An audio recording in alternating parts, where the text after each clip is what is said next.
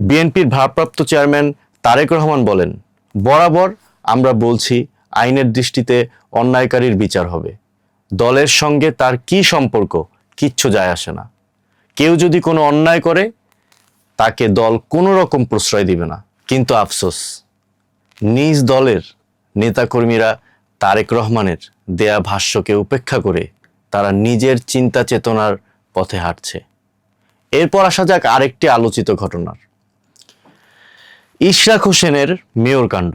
2020 সালের নির্বাচনে পরাজিত হওয়ার পর তিনি নির্বাচন ট্রাইব্যুনালে যান।